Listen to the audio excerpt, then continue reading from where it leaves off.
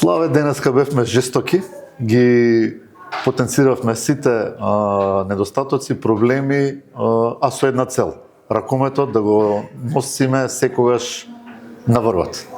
Какви се твоите впечатоци од денешната панел дискусија?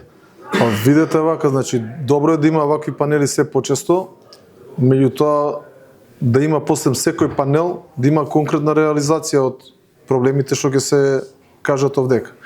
Значи ако се десува одма после секој искажан проблем, ситуација кај што може да се превенира, значи треба да се реагира и навремено да се работи. Да се вклучат на вакви панели, некогаш можеме да поканиме и регионални стручњаци од областа на ракометот, дали од тренерска струка, дали судиска струка, дали стопанска струка, нешто, менаџери, да видиме како они работат на регионално ниво надвор од Македонија, можеме понатака тоа да се развие пошироко во Европа, значи мораме да купуваме ние искуство. Значи не сме ние тука најпаметни за све. Да видиме како спомнаа тука Фарски острови како напредуваат, претходно Холандија како непозната земја во ракометот напредува со брзи чекори. Значи имаме од каде да пресликаме системи, стандарди, што рековме стратегија и тоа сето тоа да го пресликаме овдека.